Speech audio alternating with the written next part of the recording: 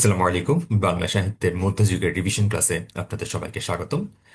আপনারা দেখতে পাচ্ছেন আমি মধ্যযুগকে 7টা চ্যাপ্টারে ভাগ করেছি এবং আজকের ক্লাসে আসলে আমি কোনো প্রশ্ন নিয়ে ডিটেইলড ডিসকাশনে যাব না। প্রতিটি প্রশ্নেরই ছোটখাটো পয়েন্ট নিয়ে আলোচনা করব, যাতে পরীক্ষার আগের দিন যদি আপনি 10-15 মিনিটে মধ্যযুগের রিভিশন কমপ্লিট করতে চান, সেক্ষেত্রে আপনার জন্য উপকার হয়। ওকে, আমরা শুরু করি। প্রথমেই মধ্যযুগের বাংলা সাহিত্যের বৈশিষ্ট্য আর প্রবণতা। দেখুন, মধ্যযুগের সাহিত্য মানেই ধর্ম ও দৈব নির্ভরতা ছিল। এখানে মানুষের চেয়ে দেবতার ইচ্ছাই বড় ছিল। আমরা দেখি আখ্যানধর্মী মঙ্গল কাব্য, সুলতানি আমলের অনুবাদ সাহিত্য, আর বৈষ্ণব পদাবলীর মানবিক প্রেম। আর এই যুগটাতে মূলত পয়ার আর ত্রিপদী ছন্দে গাওয়ারই একটা উপযোগী সাহিত্যের যুগ ছিল। এবার আসি বাংলা সাহিত্যে পৃষ্ঠপোষকদের ভূমিকা। সাহিত্য এমনিতেই কিন্তু টিকে থাকতে পারে না, দরকার হয় তার ব্যাকিং অথবা পৃষ্ঠপোষকতা। সুলতানি আমলে রাজকীয় সাপোর্টের কারণেই কিন্তু সংস্কৃত মহাকাব্যগুলো বাংলায় অনুবাদ হয়েছে। সুলতানি আমলে পাশাপাশি আরাকান রাজসভার কথা আমরা ভুলবো না, যেখানে মাগন ঠাকুরের মতো কিছু পৃষ্ঠপোষক ছিল বলেই আলাওল এবং সমকালীন আরো অনেক কবিরা অমর সব কাব্য সৃষ্টি করতে পেরেছে। এরপর আমরা অন্ধকার যুগের সাহিত্য নিয়ে কিছু কথা বলবো। অন্ধকার যুগের সপক্ষে দুইজন মতামত দিয়েছেন, দীনেশ চন্দ্র আর সুকুমার সেন। অন্ধকার যুগ ধারণা মনে রাখার জন্য এটা এভাবে মনে রাখতে পারেন যে যে দুজন হিন্দু, দীনেশ চন্দ্র সেন এবং ডক্টর সুকুমার সেন, তারা অন্ধকার যুগের পক্ষে, এবং বিপক্ষে ছিলেন দুইজন মুসলমান, ডক্টর আহমদ শরীফ ও ডক্টর আনিসুজ্জামান। এবং যারা অন্ধকার যুগ ধারণার সপক্ষ ছিলেন, তারা বলছেন তুর্কি আক্রমণের ফলেই যে মুসলমান বিজেতা ইখতিয়ার উদ্দিন মোহাম্মদ বিন বখতিয়ার খলজির আক্রমণের ফলে যে রাজনৈতিক অস্থিরতা, তার কারণেই পরিবেশ নষ্ট হয়ে যায়, এবং এই কারণেই অন্ধকার যুগ সৃষ্টি হয়, যেখানে কেউ কোনো সাহিত্য রচনা করতে পারেনি।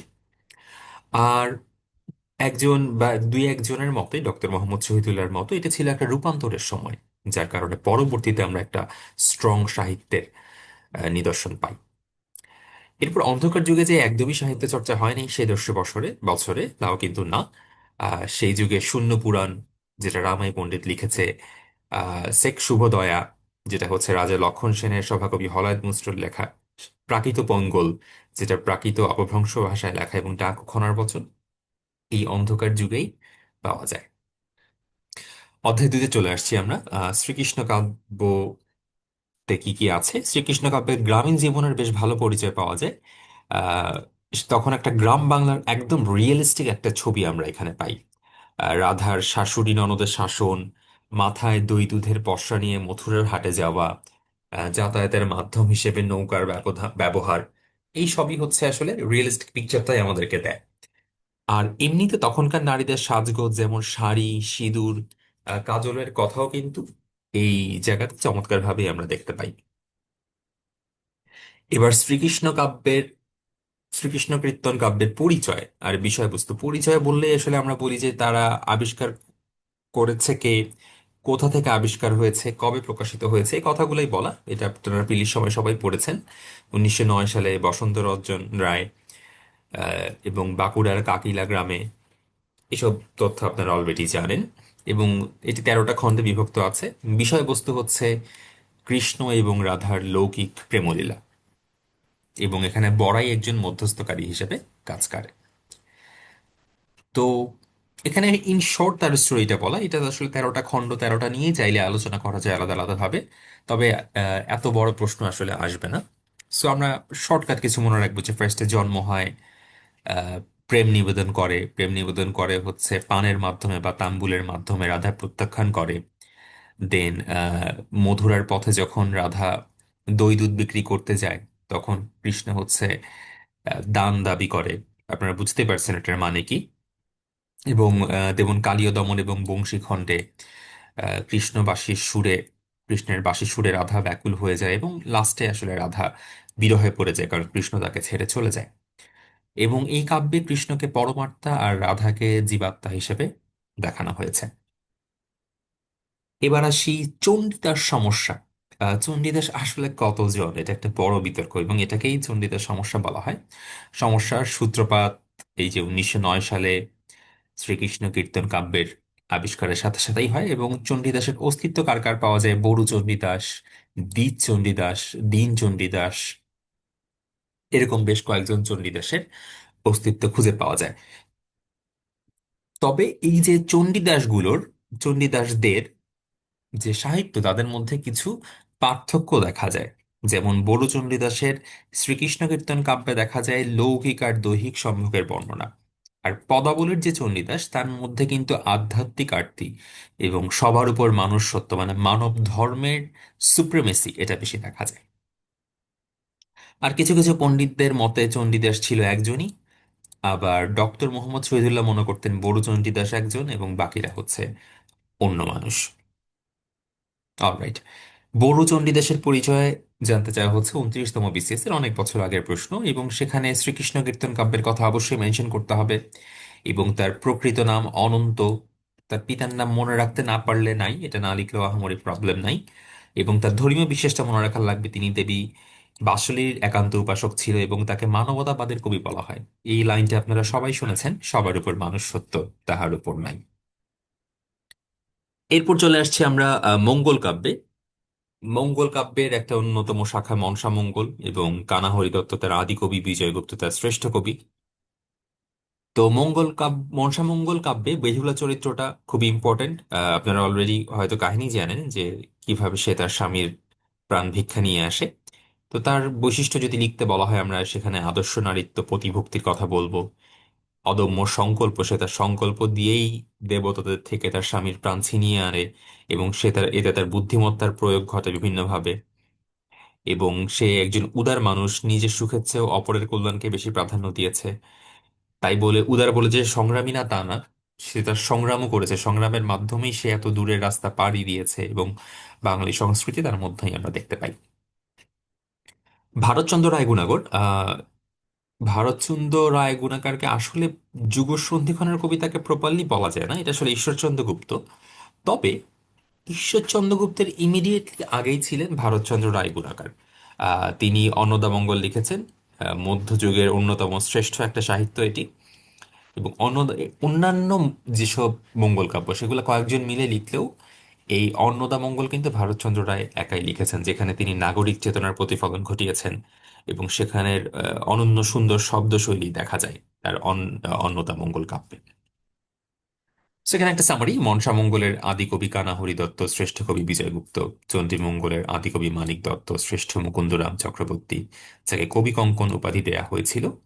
অন্নদামঙ্গলের ভারতচন্দ্র রায়গুণাকর। আর ধর্মমঙ্গলের আদিকবি ময়ূর ভট্ট, শ্রেষ্ঠ কবি ঘনরাম চক্রবর্তী।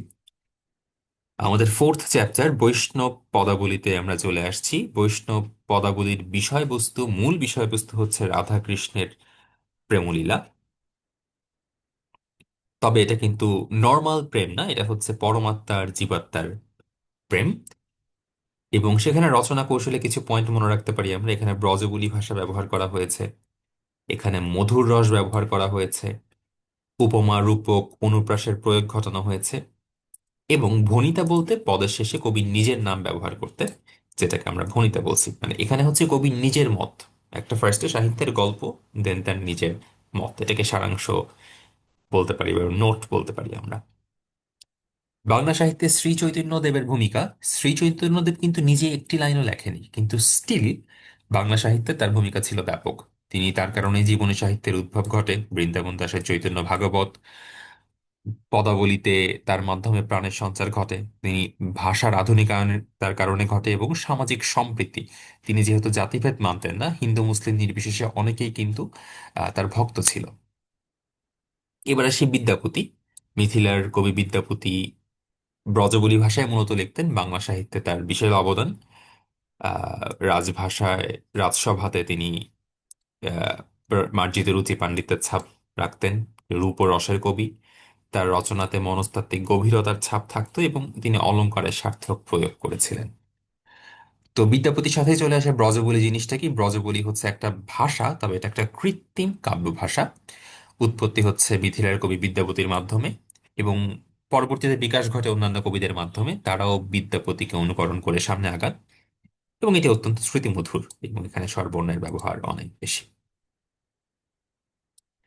এবার চলে আসছে জীবনী সাহিত্যে। জীবনী সাহিত্যটা শ্রী চৈতন্য দেবের মাধ্যমেই হয়। চৈতন্য দেবের আবির্ভাবের আগে কিন্তু আমরা যে মঙ্গল কাব্যটা দেখতাম, মানে দেব দেবীর গুণগান বেশি দেখতে পারতাম। কিন্তু উনার আবির্ভাবের পরে রক্ত মাংসের মানুষ, মানে এই যে চৈতন্যদেব তো একজন রিয়েল মানুষ, তার জীবন সাহিত্যের মাধ্যমে নতুন নতুন সাহিত্যের গ্রন্থ আবিষ্কার হওয়া বা লেখা শুরু হলো। সো কয়েকটা গ্রন্থের নাম আপনারা মনে রাখতে পারেন: চৈতন্য ভাগবত বৃন্দাবন দাসের এবং কৃষ্ণদাস কবিরাজের চৈতন্য চরিত্রামৃত। চলে আসছে আমাদের ফিফথ চ্যাপ্টার, রামায়ণ বা মহাকাব্য। মহাকাব্যের তিনটা বৈশিষ্ট্য: বিশালতা, নামেই আছে মহা, সো অবশ্যই বিশাল হবেই। উন্নত চরিত্রের নায়ক, তার মানে মহাকাব্যের একটা সেন্ট্রাল ক্যারেক্টার থাকবে এবং সে খুবই গুণসম্পন্ন হবে, উচ্চ বংশ হবে, এরকম। আর তার ভাষাটা হবে খুবই গম্ভীর। আমরা চন্দ্রাবতী রচিত রামায়ণ, বাংলা সাহিত্যের প্রথম মহিলা কবি চন্দ্রাবতী রামায়ণটাকে তিনি অন্যভাবে লিখেছেন। তার মানে কি, তার রামায়ণের পার্থক্যটা বা স্পেশাল ক্যারেক্টারিস্টিক্স কি, সেটা ছিল নারী কেন্দ্রিক দৃষ্টিভঙ্গি, একটা নারীবাদী চেতনা দেখা যায়। এবং তার কাব্যের গঠন, সে তিনটা খণ্ডে বিভক্ত ছিল। এবং সেখানে তিনি রামের সমালোচনা করেছেন। আপনি খেয়াল করেন, রামায়ণের মধ্যে রামের সমালোচনা করার মতো সাহস তিনি দেখিয়েছেন। এই জন্যই তার রচিত রামায়ণের একটা স্পেশাল সিগনিফিকেন্স আছে। অধ্যায় 6, এটা one of the most important chapter মধ্যযুগের। এখান থেকে অনেক প্রশ্ন এসেছে, তো আমরা একটু ইন শর্ট ডিসকাস করার চেষ্টা করব। মধ্যযুগে এই সাহিত্যের মোড়টা যে আরাকান রাজসভা বা রোসাঙ্গ রাজসভা কিভাবে ঘুরিয়ে ঘুরিয়ে দিল, এখানে প্রথমেই দেবদেবীর বদলে রক্ত মাংসের মানুষের প্রেম বা রোমান্টিক প্রণয়োপাখ্যান শুরু হয়। এই ধারণা অ্যাকচুয়ালি শ্রেষ্ঠ কবি আলাওল। এবং এখানে কিন্তু ধর্মের প্রভাবটা কমে গেল। দেন আস্তে আস্তে মানুষের চিন্তা ভাবনা আধুনিক হওয়া শুরু করলো। দেব দেবীর কাল্পনিক কাহিনীর চাইতে অ্যাকচুয়ালি ঘটতে পারে এমন কাহিনী দেখা শুরু করলো মানুষ। এবং এখানে আলাওলের সিগনিফিকেন্সটাই সবচেয়ে বেশি। আর আলাওল ছিলেন এখানে শ্রেষ্ঠ কবি। এবং এখানে প্রচুর পরিমাণে পৃষ্ঠপোষকতা পাওয়া যেত রাজাদের, স্পেশালি করেশি মাগুন ঠাকুর, ওনার নাম আপনারা শুনেছেন। এবং যদিও কবিরা মুসলিম, তারপরে কিন্তু অনেক ক্ষেত্রে পটভূমি আর চরিত্র হিন্দু, বৌদ্ধ ইত্যাদি পাওয়া যেত। আর যদি রচনার বৈশিষ্ট্য লিখতে বলা হয়, তাহলে বলবো আমরা মানবিকতা, ধর্মনিরপেক্ষতা, যেহেতু মুসলিম হয়েও তারা হিন্দু বৌদ্ধ নিয়ে লিখতো। অনুবাদের মৌলিকত্ব, তার মানে তারা যেসব অনুবাদ করত সেগুলো হুবহু না করে নিজেদের কিছু ইনপুটও তারা সেখানে রাখতো। এবং সেখানে আভিজাত্য দেখা যেত। এবং 12 মাসি বিরহ বর্ণনা, মানে 12 মাসের দুঃখের বর্ণনা এখানে দেখানো হয়েছে। রোমান্টিক ধারণ একজন মুসলিম কবির কাব্য। আহ, একজন বলতে আমরা এখানে শ্রেষ্ঠ কবি আলাউলেরটাই লিখেছি। এবং আলাওলের একটা কাব্য পদ্মাবতী নিয়ে এখানে আলোচনা করা হয়েছে, আপনি চাইলে অন্যটাও করতে পারেন অফকোর্স। তো পদ্মাবতী নিয়ে কি কি লেখা, এটার মূল কাহিনী হচ্ছে পদুমাবত, এটা মালিক মোহাম্মদ জায়াসির লেখা। এবং এখানে ধর্মনিরপেক্ষতা বজায় রাখা হয়েছে। এখানে আলাওল শুধুমাত্র প্রেমের বর্ণনা না করে যুদ্ধবিদ্যা, জ্যোতিষশাস্ত্র এগুলো নিয়েও আলোচনা করেছে। এখানে তিনি সুফি দর্শনের প্রভাব রেখেছে। এবং তার যে শব্দ প্রয়োগ সেগুলো ছিল খুবই শৈল্পিক।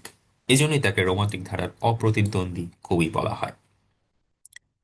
চলে আসছে আমাদের লাস্ট চ্যাপ্টার, লোকসাহিত্য। লোকসাহিত্য কি জিনিস?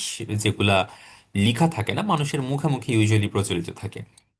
এবং কিছু কিছু বৈশিষ্ট্য: মৌখিকতা, একটু আগে যেটা বললাম, লেখা থাকে না। সমষ্টিগত সৃষ্টি, তার মানে কোনো একজন সিঙ্গেল মানুষ এটা লেখে না, অনেকে মিলে লেখে। এবং এটা যেহেতু লেখা থাকে না, অনেক সময় অশিক্ষিত মানুষের মুখে মুখে প্রচলিত, তার ভাষাটা অবশ্যই খুব সহজ সরল হয়। এবং এটা হৃদয়কে খুব ইজিলি টাচ করতে পারে। কয়েকটা ব্রাঞ্চের কথা যদি আমরা বলি: ছড়া লোকসঙ্গীত, লোকগাথা বা গীতিকা, ব্যালাড যেটাকে আমরা বলি, লোককথা আর প্রবাদ প্রবচন ও ধাঁধা। তো বাংলাদেশের লোকসাহিত্যেতে চন্দ্রকুমার দে এবং দীনেশ চন্দ্র সেন খুবই ইম্পর্ট্যান্ট দুইজন পার্সন। চন্দ্রকুমার দে মূলত কালেক্ট করেন গ্রামে বা বিভিন্ন লোকালয়ে ঘুরে ঘুরে, এই লোকসাহিত্যগুলা কালেক্ট করেন। এবং দীনেশ চন্দ্র সেন সেগুলাকে লিপিবদ্ধ করেন বা সম্পাদনা করেন। এবং সেখান থেকেই, তার উদ্যোগেই ময়মনসিংহ গীতিকা প্রকাশ করা হয়। তো লোকসাহিত্যের মধ্যে একটা দোভাষী পুঁথি নিয়ে আমরা একটু কথা বলবো। দোভাষী পুঁথির নাম শুনলেই বোঝা যাচ্ছে এটা সংকর বা মিশ্র ভাষারীতি হবে, কোনো একটা স্পেসিফিক ভাষা সেখানে থাকবে না। এবং ভাষাগুলো হবে খুবই সহজলভ্য, মানে সাধারণ মানুষও যাতে বুঝতে পারে, এবং এটা ছন্দে ছন্দে রচনা করা হবে, মানুষ যাতে পড়ে বা বলে সেটা মজা পায়। এবং দোভাষী পুঁথিতে মোটামুটি আরবি ফার্সির প্রাধান্য বেশি থাকায়, আমরা জানি আরবি ডান দিক থেকে লেখা হয়, তাই এটাও ডান দিক থেকে লেখা হতো। এবং এখানে সাম্প্রদায়িক সম্প্রতি হিন্দু মুসলিম উভয় সম্প্রদায়ের ভাষাই দেখা যেত। আহ নাথ সাহিত্য, নাথ সাহিত্য হচ্ছে বোঝাই যাচ্ছে নাথ ধর্ম থেকে বা নাথ ধর্মের বিভিন্ন কাহিনী নিয়ে যে সাহিত্য, সেটাই হচ্ছে নাথ সাহিত্য। প্রধান দুটি ধারা: সাধন নির্দেশিকা, এটা হচ্ছে উপদেশমূলক অংশ যারা যোগী তাদের জন্য, আর গাথা কাহিনী, এটা হচ্ছে গল্পের মতো। এটা আমরা সবাই ওই সময় সবাই শুনতে পারবে, সবাই শুনে আনন্দ পাবে। তো দুটো কাহিনী, একটা হচ্ছে গোরক্ষ বিজয়, একটা হচ্ছে ময়নামতি গোপীচন্দ্রের গান। ডিটেলস মনে রাখতে না পারলে জাস্ট এই দুইটা পয়েন্ট আপনারা মনে রাখবেন শুধু। এবং নাথ সাহিত্যের প্রধান কবি এমসিকিউর জন্য খুবই ইম্পর্টেন্ট, প্রিলিতে অবশ্যই পড়েছেন শেখ ফয়জুল্লাহ। আরো কয়েকজনের নামও পাওয়া যায়, তবে শেখ ফয়জুল্লাহ প্রধান। তার প্রধান সৃষ্টি হচ্ছে গোরক্ষ বিজয়। অন্যান্য কয়েকজন কবির নাম যদি মনে রাখতে চান: দুর্লভ মল্লিক, ভবানী দাস, শুকর মাহমুদ। এই ছিল আমাদের মধ্যযুগের রিভিশন ক্লাস। হোপফুলি এখান থেকেই আমরা ইনশাল্লাহ 50তম লিখিততে কমন পাবো। আসসালামু আলাইকুম।